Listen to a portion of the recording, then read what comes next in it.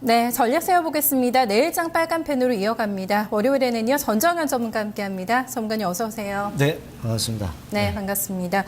글쎄 오늘 아쉽다라는 좀 평이 많이 나오고 있습니다. 좀 중국의 지표가 부진하게 나오면서 우리 시장 좀 많이 고점 대비 꺾였거든요. 어떻게 보셨을까요? 네, 뭐 PMI 지수가 좀 하락하면서 그것이 안타깝게 나왔지만 이번 주 중에 또 발표될 게 또 중국 지표가 또 있죠. 네. 나중에 이제 말씀을 드리겠습니다만은 좋은 측면들도 없지는 않습니다. 네, 그래서 그런 부분들을 이제 기대할 수 있는데 역시 제가 볼 때는 대형주들이 반등이 순환매가 어느 정도 지금 현재 일단락되고 있는 과정이 아니냐 그렇게 판단이 되고요. 그런 측면이라는 점하고요. 두 번째로는 역시 그 상단이 그 하락하는 추세 때 고점에 역시 부딪히기 때문에 네. 거기서 저항이 역시 만만치 않았다 이렇게 보고 싶고요. 요번 조정은 어느 정도 예상이 됐었던 조정이고 뭐 22 호재라든가 이런 건들이 다 노출이 된 그런 측면이 있고 특히 이번 주에 금리 인하 건을 우리가 생각할 수도 있는데요. 네. 사실상 그게 한 7월 달 정도에 될 수 있다는 그런 가능성도 많이 있습니다. 그래서 그런 측면들이 아무래도 좀 주가를 누르지 않았나 그렇게 판단합니다. 네, 이번 주에는 이벤트가 상당히 많이 예정이 돼 있습니다. 일정들이 많이 기다리고 있는데요. 어떻게 좀 준비를 해봐야 되는지요. 포인트 점검하면서 알아보도록 하겠습니다.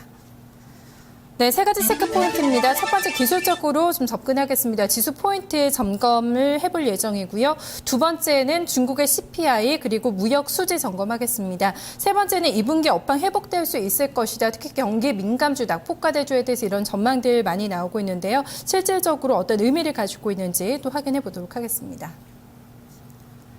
네, 첫 번째 지수 보겠습니다. 지수 포인트입니다. 전문가님, 그래서 오늘 1980선에서 막혔어요. 그리고 코스닥은 570선까지는 좀 갈 수 있을까? 물론 좀 저항이 있었긴 한데요. 저번 주에 다시 한번 좀 도전이 나올 것 같은 흐름이 좀 진행이 되고 있거든요. 어떻게 좀 점검해 볼까요? 네, 그 아까 서두에서 제가 잠깐 이제 말씀을 드렸지만은 지금 코스피 지수 같은 경우 이제 기술적으로 우리가 한번 지켜볼 필요가 있는데요. 지금 차트상에서 이제 나와 있습니다만은 상단 저항에 자꾸 그 부딪히고 있죠. 네. 네, 부딪히고 있는 그런 모습. 요게 사실은 제가 일부러 이걸 고치지 않았어요. 오전에 한 11시쯤 해가지고 이 표를 제가 작성을 했는데 음봉이 더 길어졌죠, 사실. 종가로는. 네. 네, 사실 이 상태에서 역시 부딪혀서 더 어렵게 해서 이제 마무리가 됐단 말이에요. 네. 그러니까 역시 추세 상단 위쪽에 빨간 선 아래로 내려오는 선을 돌파를 하지 못했어요. 그 선이 바로 1975포인트 선이었죠. 네. 사실 이 선을 살짝 돌파한다 하더라도 거기서 좀 안정화가 될 수 있을지 여부도 지켜봐야 되는 그런 모습이었지만 네. 오늘은 뭐 고점을 1984포인트 정도 찍고 장대음봉을 보였으니까 사실 더 어려워진 모습입니다. 예, 그림에서 보시듯이 이격도 같은 경우를 한번 보세요. 이격도 꽤 많이 벌어졌죠. 그러네요. 네. 게다가 추세 상단이고 그리고 밑에 제가 거래량 다이버전스라고 해서 이제 말씀을 드릴 수 있는데 거래량이 주가는 오르는데 거래량은 감소하고 있어요. 네. 그러니까 이런 경우는 되게 단기적으로 하락할 수 있는 그런 사인이 나타난다고 우리가 되게 보죠.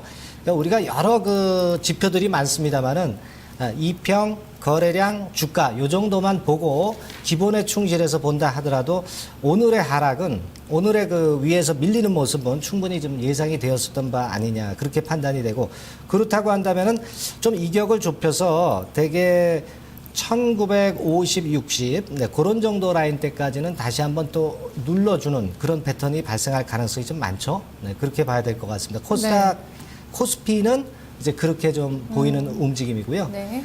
코스닥도 한번 볼까요? 코스닥. 예, 코스닥 같은 경우도 지금 그렇죠. 코스닥은 다르죠. 다릅니다. 1단계적으로 제가 일전에도 말씀드렸고 계속 말씀을 드렸지만 코스닥은 5일, 20일, 60일, 120일, 200일선까지 정배열 구도를 유지하고 있다는 겁니다. 이런 패턴의 특징은 눌러도 다시 반전을 강하게 하죠. 네. 아직은 그렇기 때문에 코스닥 지수가 살아있는 거지 코스피 지수가 살아있다고 보기는 어렵지 않겠나 이렇게 좀 생각이 들고 밑에 이제 코스피 지수와 비교해서 거래를 한번 보세요. 예, 활발하게 거래가 전개가 되고 있죠.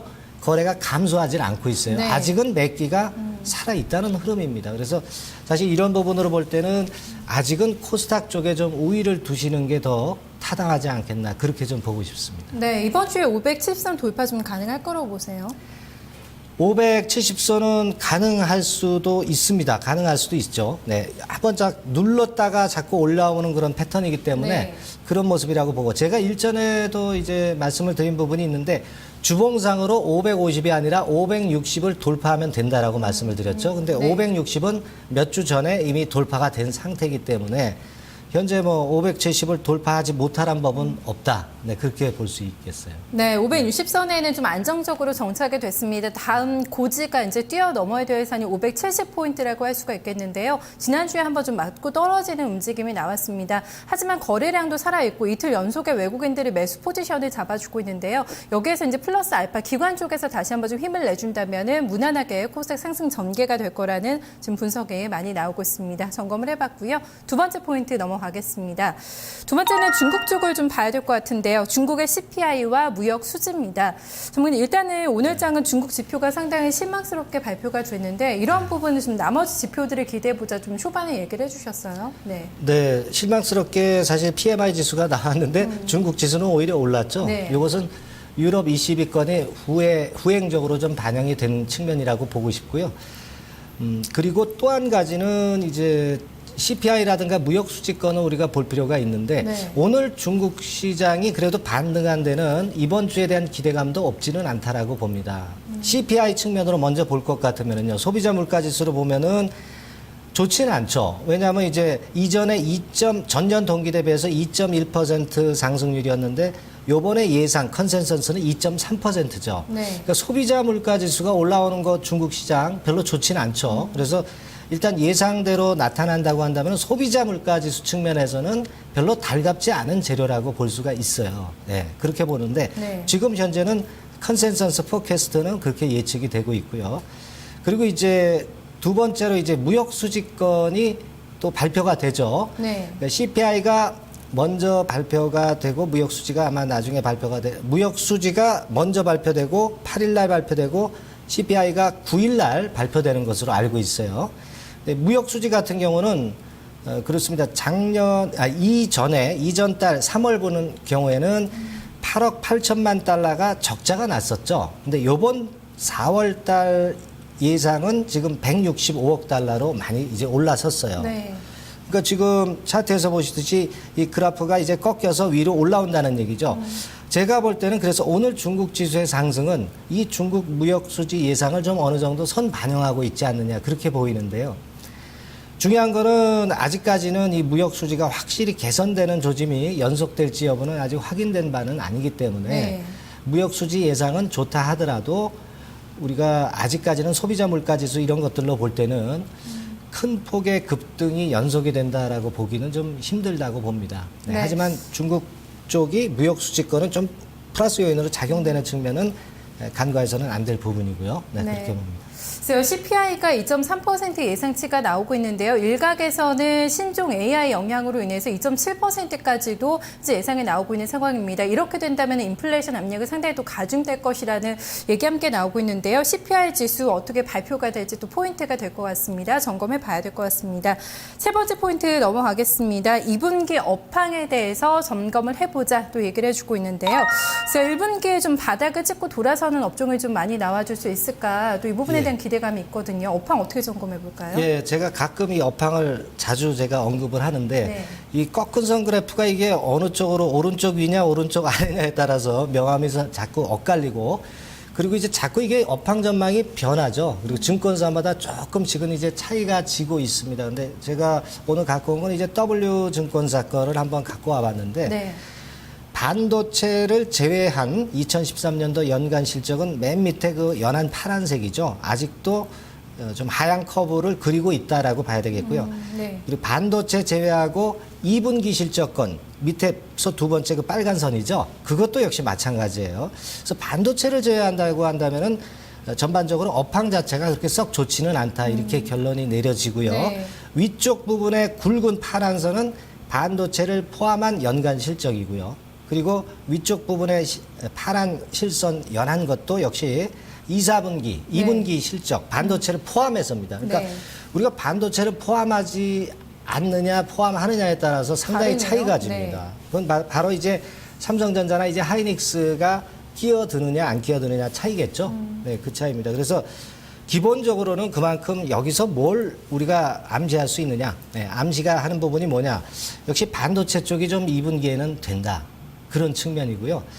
따라서 이제 그런 쪽의 업황은 계속 좋을 것이다. 네, 그렇게 보시는 게 좀 낫지 않나 싶습니다. 네, 상당히 차이가 지금 많이 지는 걸로 나와 있기 때문에 반도체에 대한 좀 실적에 대한 기대감 상당히 좀 강하게 끌어줄 것 같아요. 그 밖에 좀 다른 섹터는 어떻게 좀 업황 점검해 볼까요? 예, 그렇죠. 그리고 이제 한 주당 순이익 그 성장률 같은 경우를 전년 대비해서 보면은요. 네. 그림에서 보시듯이 통신 서비스, IT, 산업재, 의료, 필수 소비재 뭐 이런 쪽입니다. 경기 소비재, 소재 약간 올라오고요. 근데 대개 보면은 이런 정도로 이제 보실 수가 있는데 다른 부분하고 같이 뭉뚱그려서 좀 보셔야 됩니다. 그 다음 거 표를 보면은 EPS 실적 전망 2분기에는 어떻게 나타날 것인가 요것인데요. 1주 변화율, 1개월 변화율인데 역시 통신 서비스나 IT, 유틸리티 쪽이 강하죠. 그러네요. IT는 네. 지금 현재 공통 분모예요. 네, 그죠? 네. 그리고 이제 이런 측면으로 볼 때는 그렇다고 한다면은 대개 이 세 부분의 표에서 차트에서 보시듯이 IT 쪽은 역시 그래도 제일 낫지 않느냐. 지금 현재 실적 전망에 있어서는 다른 쪽들은 왔다 갔다 하지만 뭐 최근에 통신 서비스가 많이 올라왔죠. 네. 그것도 이러한 전망 때문에 이제 많이 올라온 겁니다. 근데 네. 이제 도에 지나치다 올라오다 보니까 좀 조정을 보이죠. 예. IT는 그러나 꾸준하다. 네, 그렇게 판단할 수 있는 지표들입니다. 네, 역시 뭐 실적을 반영을 하면서 주가라는 건 움직이는 거니까요. 좀 실적에 대한 점검, 업황에 대한 점검을 좀 잘 하면서 전략을 세워봐야 될 것 같습니다. 이렇게 되면 자연스럽게 좀 전략으로 귀결이 될 것 같은데 어떤 네. 쪽을 좀 오늘 업종 볼까요? 네, 뭐 두말할 필요가 없죠. 뭐 네. IT 쪽입니다. 근데 IT 쪽에서도 갤럭시 모멘텀을 생각해서 이제 부품 쪽을 역시 오늘 선정을 해봤는데요. 네. 5월 달은 역시 갤럭시 S4의 달입니다. 그래서 지금 현재 되게 예상이 되는 부분이 2분기에 한 2,200만 대 정도 갤럭시 S4가 판매될 전망으로 나타나고 있고요. 그렇게 되면 이제 대개 삼성전자가 세계 시장 점유율이 이제 35%까지 일어서는 부분입니다. 네. 그 스마트폰 출하량도 8억 8천만 대에서 한 9억 4천만 대로 굉장히 늘어나죠. 네. 그러니까 이런 부분들이 플러스 요인이 됩니다. 사실 그 혁신이 좀 부족하다 그런 갤럭시 S4에 대한 마이너스 있어요. 요인도 나오기는 네. 했지만은 네. 그래도 지금 현재 우리가 포커스를 맞출 부분은 애플에서 경쟁사 제품이 안 나온다는 거죠. 8월 달에 출시가 된다는 부분은 갤럭시 S4의 무난한 판매를 우리가 예상할 수 있는 부분이 되지 않겠느냐 그렇게 보여지고 그렇게 생각이 됩니다. 그래서 역시 주가는 실적에 연동된다는 것을 긍정적으로 보셔야 되고 네. 다만 여기서 이제 생각하실 거는 모든 IT 부품 업종들이 다 가는 게 아니고요. 실적 대비해서 주가가 좀 덜 오른 것들이 있어요. 되게 네. PER이 뭐 10배 미만이라든가 금년도 예상 실적 대비해서 그거 다 나와 있거든요. 여러분들이 조금만 연구하신다면은 그 해답을 찾을 수가 있습니다. 그런 쪽으로만 선별해서 움직이시는 게 좋겠어요. 네, 일단 업황이나 뭐 실적적인 측면에서는 IT 부품주를 절대 빼놓을 수가 없다. 갤럭시 S4의 수혜를 받는 쪽을 잘 가려야 된다고 하셨는데 지금 가격을 얘기를 해주셨는데 좀 비싸 보이는 종목들이 사실 많아요. 네. 어떤 종목으로 좀 접근해야 될까 범위가 좀 많은 것 같은데요. 공략주 여기서 좀 볼까요? 네, 저는 네. 이제 키패드 쪽 생산하고 있는 그 UIL을 한번 가지고 나와봤습니다.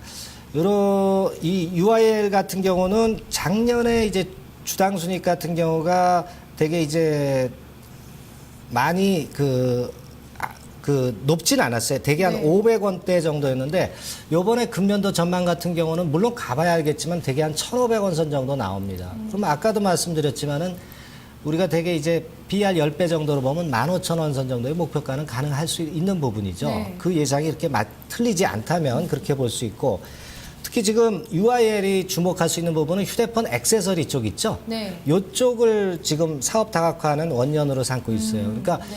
잘 아시다시피 그 스마트폰 자체로는 어느 정도 매출의 한계가 있고 이제 액세서리 계통이 이제 뜰 수 있다 그런 얘기들이 이제 올해 많이 나오고 있는데요. 그 부분에 사업 다각화를 가져가는 종목이 바로 UIL이기 때문에 그런 측면에서 가산점을 좀 받을 수 있다. 네, 저는 그렇게 좀 판단하고요. 그리고 이제 중요한 거는 베트남 법인 증설이 올해 여름경에 이제 완공이 된단 말이에요. 네. 그러니까 급건에 따른 매출 향상이 캐파가 좀 높아지면서 매출 향상이 분명히 이루어질 수 있고 그것은 올해 실적에 반영이 될 가능성이 좀 높죠. 없던 공장이 새로 생기니까 금년에 네. 그것이 플러스 알파 시세를 형성할 수 있다는 논리입니다. 네, 그런 측면입니다. 네. 네, 지금 가격대를 어떤 수준으로 점검을 해봐야 될까요? 일단 뭐 작년 대비해서는 굉장히 뭐 폭발적인 성장을 하면서 주가가 급등을 했고 지난달 26일에 신고가가 나왔습니다. 잠시 눌려 있는 자리인데요. 어떻게 좀 가격 전략 잡고 들어갈까요? 그런데요, EPS가 작년에 500원인데 올해 1,500원이면 굉장히 폭이 크죠. 네. 그런 경우는 뭐 PER 10배를 넘어서 뭐 15배까지 가는 경우도 많습니다. 네. 근데 저는 뭐 한 10배 정도로 봐서 그렇게 보더라도 목표가는 15,000원이 갈 수가 있다는 얘기예요. 목표가 15,000원 보고 매수 가격은 오늘 끝난 가격에서 100원 빼서 이제 11,500원 선, 손절가 라인은 10,800원, 21선 좀 아래쪽 그렇게 네. 한번 잡아봤습니다. 네, 알겠습니다. UIL 좀 생소하다 생각하시는 분들도 많으실 것 같은데요. 좀 이 종목 잘 점검을 해봐야 될 것 같습니다. 오늘 말씀 고맙습니다. 네, 감사합니다. 네, 전정은 전문가와 함께 내일장까지 또 준비를 해봤습니다. 7일에는 한미 정상회담이 예정이 돼 있습니다. 9일에는 영란은행의 기준금리 결정이 있고요. 10일부터 11일까지는 EU 재무장관 회담까지 일정들이 기다리고 있습니다. 또 바쁜 한 주가 될 것 같은데요. 잘 준비를 해보셔야겠습니다. 오늘 증권통역 여기서 인사드리겠습니다. 고맙습니다.